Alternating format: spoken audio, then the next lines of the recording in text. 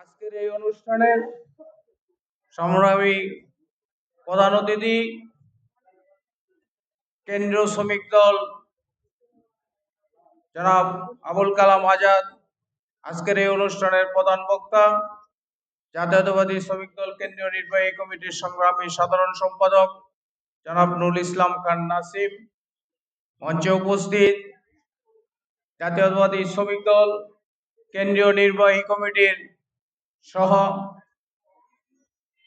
অর্থ বিষয়ক সম্পাদক জনাব আব্দুল্লাহ মামুন, মঞ্চে উপস্থিত নারায়ণগঞ্জ জাতীয়তাবাদী শ্রমিক দল কেন্দ্রীয় নির্বাহী কমিটির আন্তর্জাতিক বিষয়ক সম্পাদক জনাব আসাদুজ্জামান বাবুল ভাই, মঞ্চে উপস্থিত জাতীয়তাবাদী গার্মেন্টস শ্রমিক দলের সংগ্রামী সভানেত্রী জনাবা লতাপা সহ নারায়ণগঞ্জ জেলা এবং থানার গার্মেন্টস শ্রমিক দলের বিভিন্ন ইউনিটের নেতৃবৃন্দ এবং আমার সহকর্মী ভাইরা, আসসালামু আলাইকুম ওয়া রাহমাতুল্লাহ।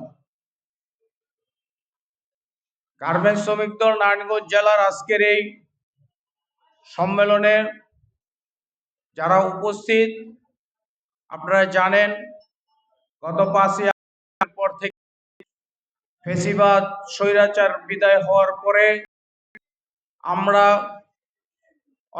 জাতীয়তাবাদ পরিবার যারা যুক্ত আছি সবাই নিঃশ্বাস ফেলেছি এবং আজকে এখানে যে অনুষ্ঠানটা করতে পারছি সেটা এই ছাত্র জনতা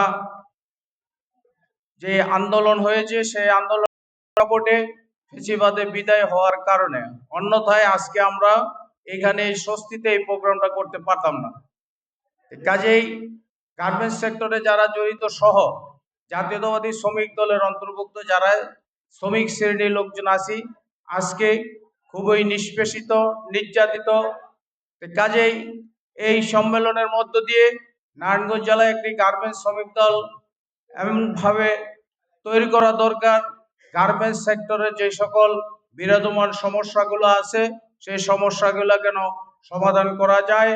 তাই আমরা কেন্দ্রীয়ভাবেও আমাদের একটা নির্দেশনা আছে, প্রতিটি গার্মেন্টস সেক্টরে অন্তত একটি করে ইউনিট কমিটি করার জন্য যে নির্দেশনা আছে আমরা পর্যায়ক্রমে কাজ করে যাচ্ছি।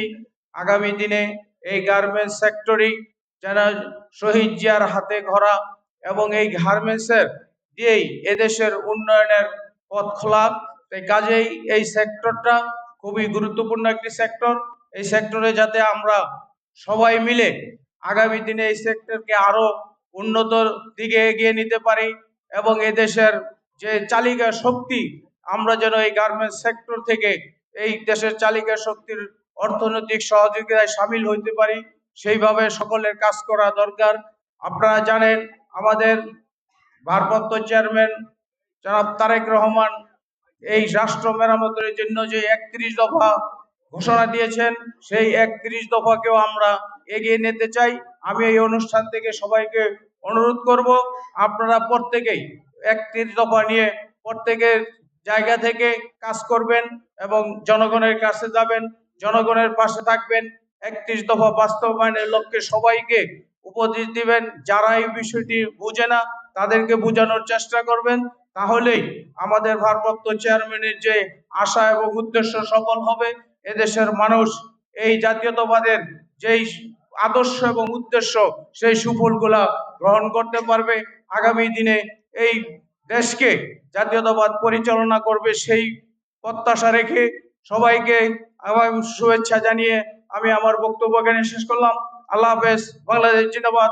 বাংলাদেশ জাতীয়তাবাদী গার্মেন্টস শ্রমিক দল জিন্দাবাদ। শহীদ রাষ্ট্রপতি জিয়াউর রহমান অমর হোক। দেশনেত্রী বেগম খালেদা জিয়া জিন্দাবাদ। তারুণ্যের অহংকার তারেক রহমান জিন্দাবাদ। সবাইকে ধন্যবাদ।